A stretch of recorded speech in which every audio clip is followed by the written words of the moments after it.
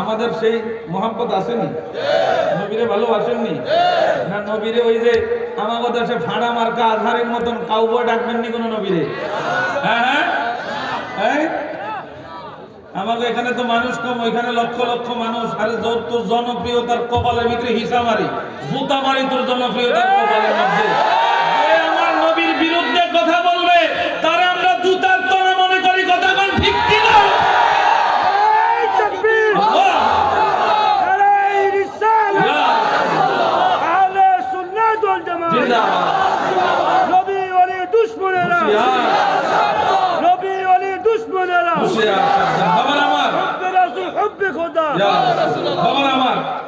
আল্লাহ বলেছেন ইয়া আইয়ুহাল্লাযীনা আমানু লা তাকুলু রাঈনা ওয়া কুলু যুরনা ওয়াসমাউ আলিল কাফিরিনা আযাবুন আলীম।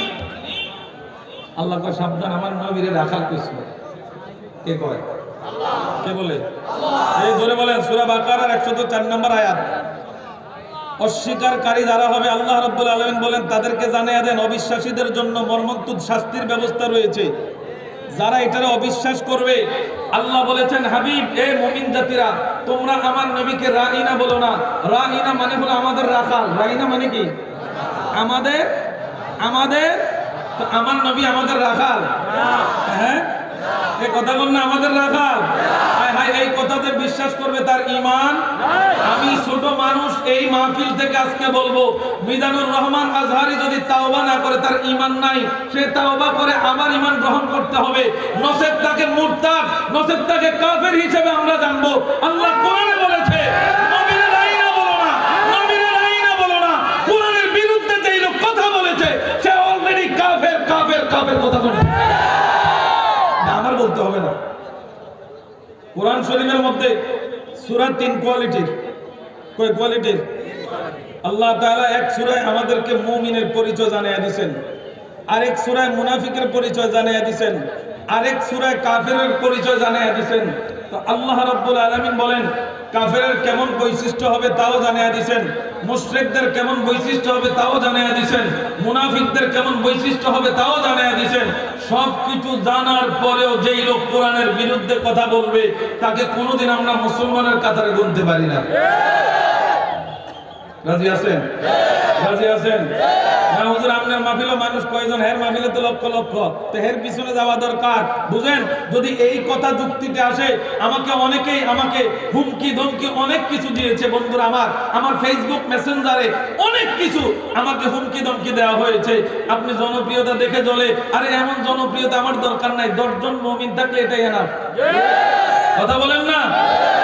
আজকে যদি জামাতে ইসলামের যারা আজকে তারা শোডাউন দিচ্ছে, বন্ধুরা আমার মনে রাখেন, যারা আজকে তাকে শোডাউন দিয়ে রাজনৈতিক প্রোগ্রামগুলোকে সাজাচ্ছে তাফসিরুল কোরআন মাহফিল নামে, আমরা সুন্নিরাই মুনাফিকি করি না, আমরা সুন্নিরা মুনাফিকি করতে পারি না। তো আপনারা দেখেন একটু খেয়াল করে, যারা আমার নবীকে, আপনি যদি এখন কারবালার দিকে তাকান, ইয়াজিদের সৈন্য কত ছিল? কথা বল না, ইয়াজিদের সৈন্য এই ধরে বলেন ইয়াজিদের সৈন্য। আর ইমাম হোসাইনে তো এখন তো ওই পর্যায়ে যদি এখন আপনাদের সামনে আসে, আপনারা মনে করবেন ওইদিকে যাওয়া দরকার।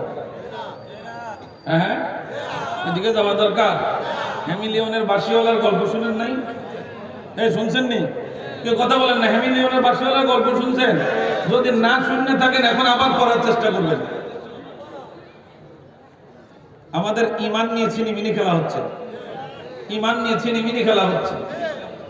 খবর আমার আপনাদের কাছে অনুরোধ থাকবে, আমার দুরূদ শরীফ পড়বেন মহাব্বতে, কারণ আল্লাহ প্রত্যেক মুসলমানকে দুরূদ পড়তে বলেন নাই।